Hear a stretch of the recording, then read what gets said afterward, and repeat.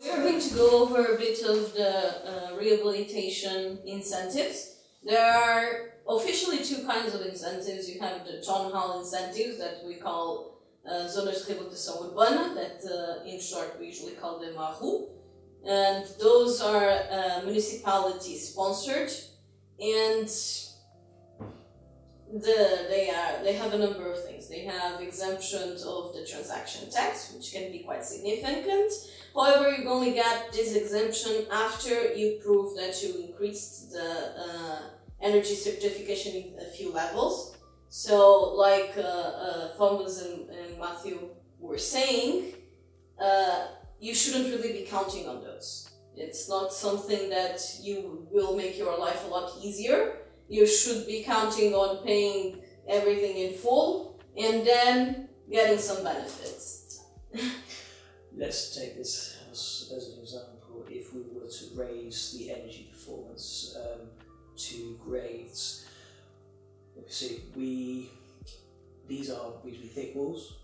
We can insulate the roof. However, our weak point is the windows. Not only from a kind of cost point of view, but in terms of maintaining the original fabric, we have kind of hand-blown glass windows, and we don't want to compromise that. We don't want to replace those with kind of modern,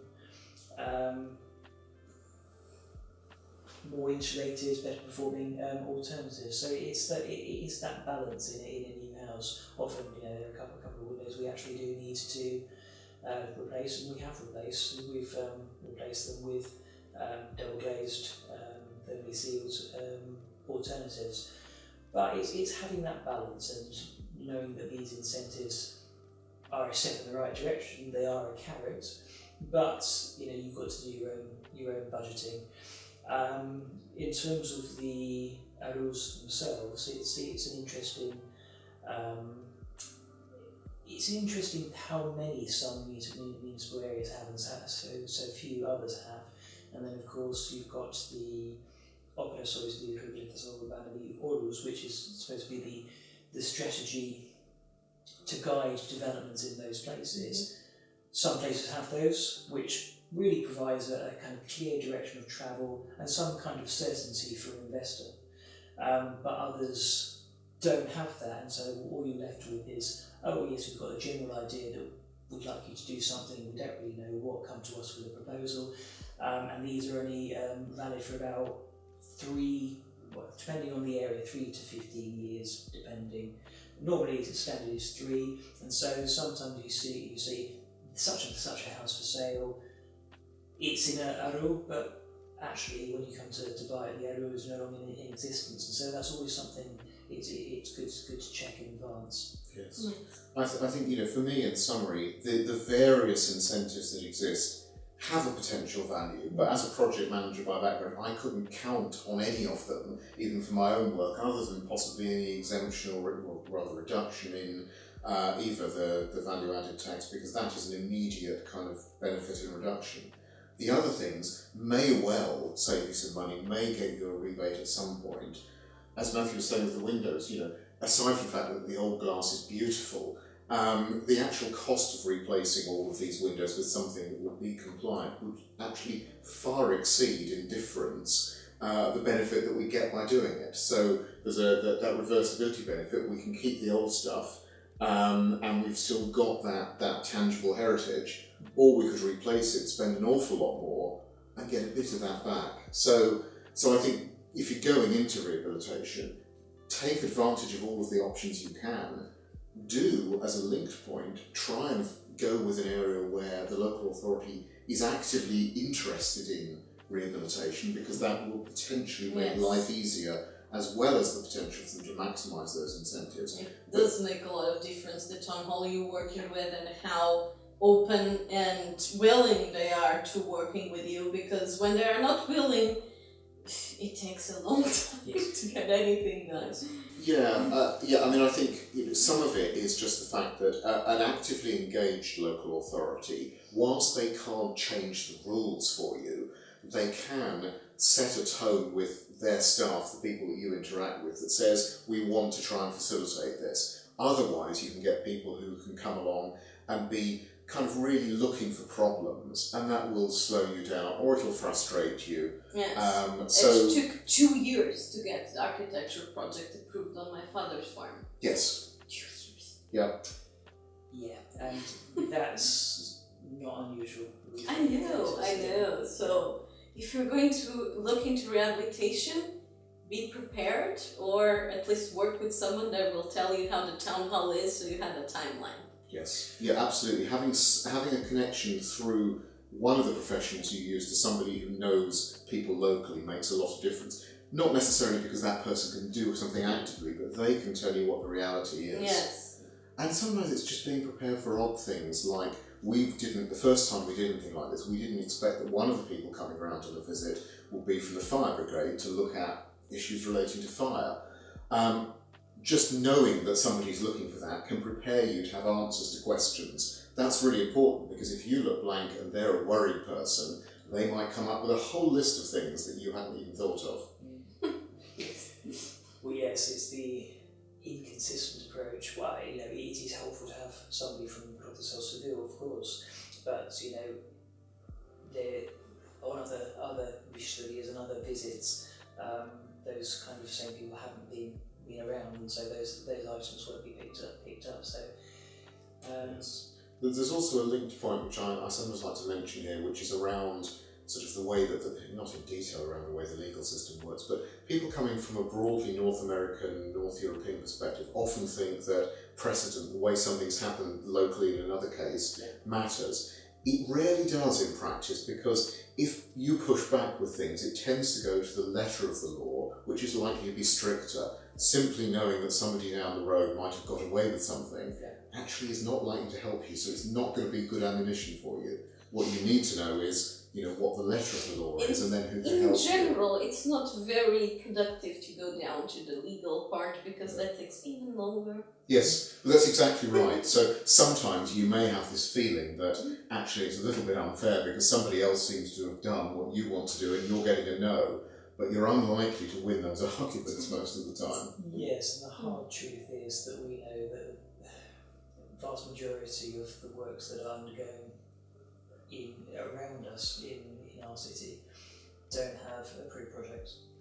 Yes, that's another thing. And then when you're buying those houses, you will have a whole headache. I definitely don't recommend buying anything before. So the person selling it should be the one responsible to get everything legal. Even if you do like a promise contract and give them X time to do that, and even give them a down payment, have everything in writing, and only do the final transaction after everything is right on paper. Yeah, I think that's important. And of course the other thing is, whilst generally speaking people are very positive about people from other countries moving here, wanting to invest, wanting to restore things, the flip side of that is, very often by being not local, you'll be known about.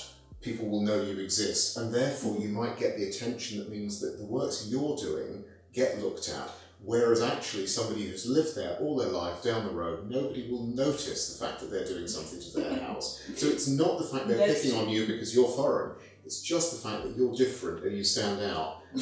So it really does help to make sure you do things in as close to the right way as you possibly can. Yeah, especially in smaller locations, because when it's in big towns, it's much easier not to stand out, because everything stands out. Yes. So.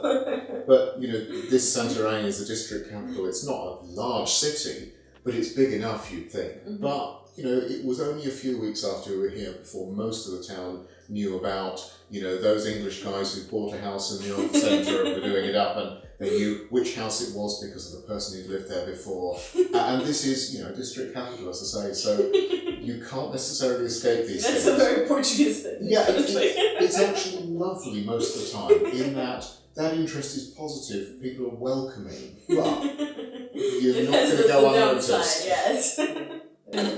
You're being stalked. Yes, but the security's great. Everyone knows if your place gets broken into, you have your own little old lady security camera. When a buyer is considering renovating a property, what kind of questions do you think they should ask? Lots. Yes, definitely. Well, I think through this conversation, there's lots of hurdles to rehabilitation, but there's new build and things like that would experience the same and even more kind of limitations. I think there's a lot to consider when you're thinking of renovating. Just look at the scale, try and take measurements of the spaces, get a second pair of eyes just to sense check things in terms of condition, in terms of potential costs, in terms of breaking down the types of materials and services that will be needed. A lot of people that we've worked with, go into a house, love it because it's beautifully arranged. They tend to not to think about the water supply and waste pipes that are in the walls, and whether or not these are actually connected to the municipal supply or drainage, as to whether or not they are leaking in the wall because they're often 50 plus years old and haven't been, or more. Haven't been seen. 100 plus, 200 plus. Here in Portugal, you have a lot. And I think it's helpful to break those things down, to kind of consider each thing both individually plus in the context of the house as a whole. And always have a think about how will I use this house, how will I use this space, without changing its, how can I put my mark on it while retaining its character, let's say. Yeah, I think I'd agree with that last part. When we actually were shown around this house by an agent in the first place, she, I have no idea what our interests were particularly, but she was saying, oh, well, you could put an ensuite in this corner. And we were thinking, well, you could, but actually, what's involved in that? It isn't as simple as, yes, you can do all these things. So, where I would go to with my sort of project management, rather than Matthew's technical hat on, that you need to think about both sides, absolutely, is what is your ultimate budget? How much money have you got? How much time have you got? And how does that fit? Because it's easy to get carried away. In the same way that we talk to people who, when they're looking at properties, want some land with it, and they're thinking, oh, well, 2 or 3 hectares would be lovely. Yes, but you have to manage that. If you buy a place that's a T6, a T7, and it's got all those bedrooms, it's possibly got a lot of roof surface area that needs maintenance, it's got rooms that you need to keep in a good condition, you need to think about the heating for it, does it have any, can you put it in, all of those kind of things. So Matthew's very first comment there was, lots of questions, think about everything that could cause you a headache, and talk to your realtor, talk to other professionals who can help you formulate those questions, because those conversations, the more questions you ask, the more sure you'll be that you're buying the right property. And if it's the first thing when you're moving to Portugal, if it's your first property, do also bear in mind it might not be where you are for the rest of your life. We often travel around Portugal and meet other people who are, and they fall in love with place after place. You mentioned you were in Beja earlier today. It's a beautiful part of the country. It's a complete contrast from here in Santarém.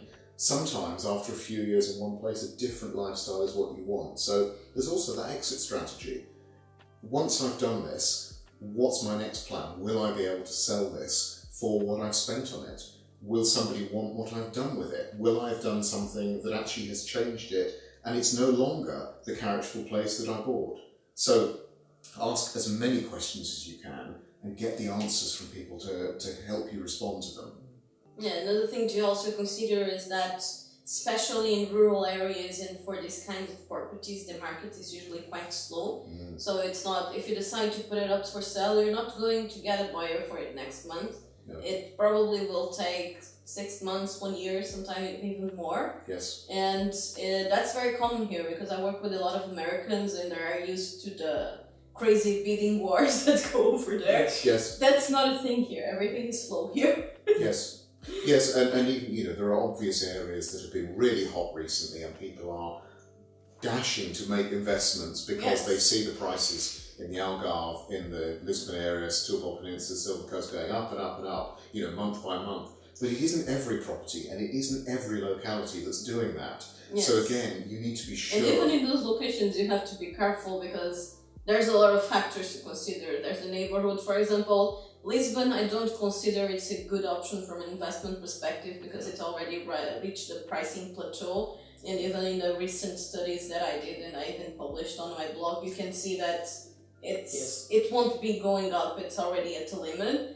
But a lot of medium and smaller cities have a lot of potential. Even places like here in Santarém has an amazing potential because it's very accessible and close to Lisbon, and it's still fairly low prices. It still has a lot of room for growth, so it can be an amazing investment. And that's one of the reasons also the golden visas started getting a bit more restricted. In my opinion, they may have restricted them a bit too much because they went by population density and kind of excluded half the coast. But I do think it brings opportunity to locations like this to expand, and they do have a lot of potential. So it can be a very interesting investment. Well, that's right. And I think Braga is an interesting case in point because 10 years ago the prices were so low, but now Braga's been discovered now that Porto has been saturated as well. Yes. And you mentioned Aveiro, I think, earlier in the conversation. Outside of Portugal 5 years ago, nobody'd heard of Aveiro in reality. It wasn't on anybody's radar. Silver Coast 10 years ago was barely noticeable. The expansion has been happening in various areas, but it's not always predictable. Yes. Santarém, very convenient, 45 minutes from the centre of Lisbon. But Santarém right now hasn't been seeing a particular boom, whereas Tomar, another half hour or so further north, is hugely popular. Yes, now, and I think it was a lot due to Templar documentaries that started spreading everywhere. So often it isn't for the reasons that you think of. No. But Tomar is still quite cheap. And for example, Aveiro that we were just talking about, I think it's mostly because of the way that the city expanded and invested in city planning. They invested a lot in sustainability, in green areas, in space, and that's not a lot. That's something that has been lacking in a lot of smaller cities. You probably noticed that here too. It's kind of chaos when it comes to planning. Like things just pop out. Well, it's so frustrating that our local plan in Santarém is from 1995, and you think it's a completely different world. Yes. From 1995, we desperately need it to be updated, but it doesn't seem to be coming anytime soon. And I've spoken to some people at the council about it who actually work in it. So, has it been adopted to yet? So, no, it should be though, shouldn't it? So, well, yeah. But I think okay, you can try to attract investors from all over the world, but having, let's say, a legally binding development plan, a legally binding strategy gives investors surety, gives investors confidence that this is a serious place we want to invest in. Yes. And investing in a place is a risk for anybody. You don't know if it's going to go up and down, but if you've got a coherent, integrated strategy, then that people can buy into, then that's a great sign. Yes. And real estate has been fairly stable because, but then again, it's a necessity. It's like a roof over your head, so it tends not to go down in value, but there's still a lot of fluctuation due to a number of reasons. So well, yes, and I think anywhere with a university like Aveiro does, like Guimarães does, is onto it has an advantage because it tends to kind of stick. Yeah, but they've also invested a lot of healthcare. Yes. I think that's something that lacks a bit in this area, though. Yeah. I know that there were plans to turn Santarém into a health tourism hotspot. However, Santarém's topography is that we're on the top of the hill, the hospital's at the bottom, and a lot of the services are out of the town there now, so it's so easy for people to come, have their healthcare done, and never visit the town, the city. and that's a strategic failing of something. But could easily be overcome. Why would you say that it's a good opportunity to rehabilitate in Portugal? I think there's a couple of things. I mean, we've talked a bit about the fact there are challenges and things you need to think about, but fundamentally, all across Portugal, there are wonderful properties of all types, through from little cottages in isolated areas through to whole buildings in cities that have got an immense amount of potential. So almost whatever you might want to look for, and almost any kind of zone in Portugal that you're interested in, there are opportunities there. You do just need to be prepared to spend the time and the money to do your research properly. But you can get something out of rehabilitating property in Portugal that can be spectacular, that can last you, and that can be there for future generations. And once you have sorted the administration and the planning stage, you can do it actually on a sort of cost basis, which is far more affordable and realistic than what you can do in so many other places. Yes, I was definitely going to go over that. Also the fact that it's usually a much better idea to buy something old and rehabilitate. I know it's often not as attractive, because if you don't have the right kind of mind for it, it's sometimes hard to just go into the property and imagine what it can be. But often rehabilitations that are done with already the purpose of resale are done very cheaply and not very well planned. And when you buy something that is already rehabilitated, although it looks nicer, it will often cost you the same as it would if you just would rehabilitate, or even cost more, because sometimes you have to undo things that were done in order to get them done properly, or will just have problems in the future. Because that happens so often, just aesthetical rehabilitation, Yes. and that's really no good. That just looks good for the eyes, but it really doesn't bring any kind of advantages. No, I think that's absolutely right. Buying somewhere that somebody else has rehabilitated is probably the least good option, unless you know quite a lot about what they've done. Yes. I mean, when we go about rehabilitation, and also some of the places that we come across, because we're always looking at what's Yes. available on the market. So some of them have got the before and after photos, have got all of those details. But it's like 1 in 10 that you look at them and you say, okay, this was done properly, or sometimes Yes. even less. Well, that's absolutely right. And of course, they've taken decisions for you about the finishes. So there may be a kitchen and bathroom that isn't where you want it, or isn't to your taste. And very often, unfortunately, these things are using generic products from, big box stores that have imported their things from China or wherever. So you're not getting something that is of Portugal.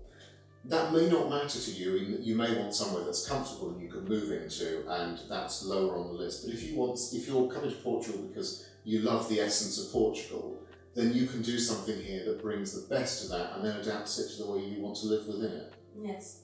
And it's also a very curious phenomena is that most of the property in Portugal gets rehabilitated by foreigners. It's much more common that you see big rehabilitation projects done by foreigners than done by Portuguese.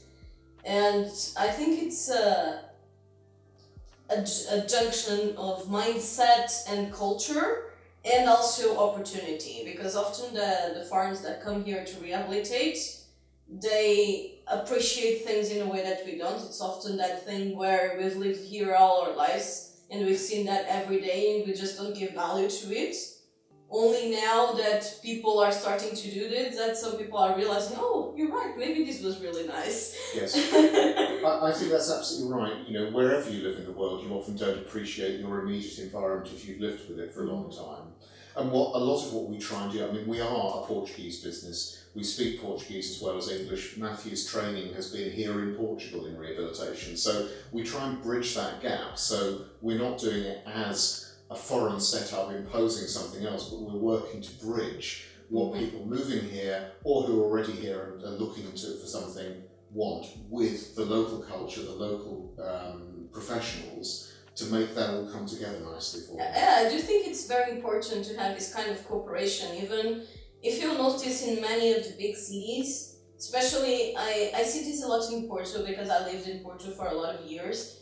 And Porto was a very rundown city for a lot of years. If you've been into Porto 15 years ago, back on when I was in college, a lot of things were just abandoned, falling apart. There was lots more drugs and bad neighborhoods and so on. And thanks to tourism and foreign investor, the city is now one of the most desired touristic destinations. And also, it looks amazing. Yes, well, that's absolutely right. And interesting, I think you mentioned earlier on that we initially, or my dream, more than that of Matthew, to be fair, was Lisbon originally. But having said that, I first came to Lisbon in, I think it was something like 1989. I went there once. We were staying in the Algarve and we went to Lisbon for a couple of days. I didn't like it because Lisbon was grotty in the late 80s. Lisbon was not the kind of beautiful, generally quite sensitively modernised city that most people see today. It was a bit grim and quite industrial in quite a lot of Lisbon back then. Yes. So that transformation's happened. And it also had a lot of bad neighborhoods. Yes, absolutely. Porto's followed on the heels of that. A lot of people, we mentioned Aveiro earlier, but also there's a lot of interest in Coimbra, which is in many respects the third city, is also seeing Coimbra that. Still has a lot to go though. Still a lot It does. It's still rehabilitate there. Absolutely, and it's still got areas. The Baixa in Coimbra is quite grotty in some ways at the moment, but it's got beautiful buildings, and they haven't been badly restored. They haven't been demolished. The potential is there. Yeah, they're usually just sitting there in most cases. Yes, so they're waiting for people like you, people like us, and people who want to invest. And sometimes it's together. even frustrating because sometimes they're not even for sale. I had this situation happen in Porto. There is this beautiful, just amazing Gothic noble house in Foz that is just the most beautiful thing, and it's falling apart and it breaks my heart. And I had a big investor that had the ability to buy it if he wanted, and he said that he would love to buy a house like that, and I immediately thought, oh, I have to check out that house. So I did, and I called, and it was just so disappointing because I asked, okay, so what would be the price for it? Because they literally had a number up top. Yep. And I don't know, make an offer. And I was like, that's not how it works. I need to know a price so I can know if it's actually worth it, because I do the whole thing. Like I analyze, I will see the cost of rehabilitation, I will see the timeline, I will get a feel for the permits before my buyer actually buys, so I do that whole work too. And I cannot just make an offer. No, that's right, and it suggests that they're not perhaps serious about selling. No, the thing is, what he told me later is that the owner was developing a project for it. So I've seen that all my life. I'm 30 years. I'm pretty sure that 20 years ago that was in the exact same state. Yep. And he said that if an amazing offer over the market value came in, I think he probably wanted 10 million for it. And it is very, very run down. And yes, it's just going to sit there and it breaks my heart. Yes, no, we see so many places like that, and there are, at all ends of the spectrum. So it is a real shame. And one of the things, one of the first things I talked about is, part of what we want to be doing is the more strategic thing, looking at whole areas. There are mechanisms that exist in law in Portugal for local authorities to be more active and compulsorily purchase properties that are just being abandoned and let go, but they're not really used. Yes, that was meant to say that. We've been talking to one Camera municipal that is looking at that with a semi-abandoned village with a view to restoring it, but that's one small village, and that may or may not come to fruition. And it's actually, as an owner, it's something that I'm concerned a bit, because officially there's been a law put into place saying that abandoned properties, they can be fined by the townhall.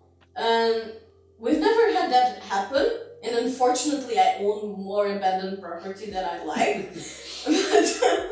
But on one hand I think that's a good thing, on the other hand it does scare me a bit. Well, of course, and some of these are kind of blunt instruments, but the principle, some of this about, because there are already principles that people should sort of smarten up the facades of their houses. I think it's every 8 years, for example.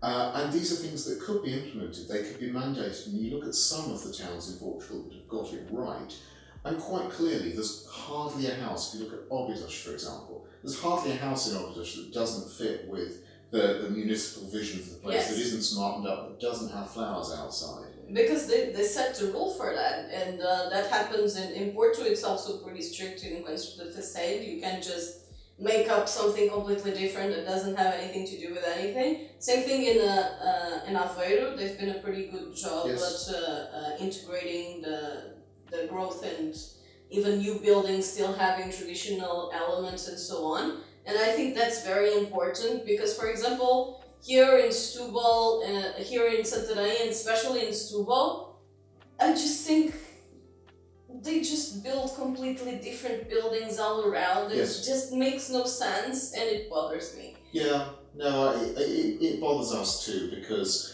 you know, it's perfectly fine that things evolve and there are quirks and differences. You don't want every building to look the same. You don't want every house to have the same colour band at the bottom necessarily. But there's a happy medium, and hopefully over the next few years we'll start to come more towards that happy medium.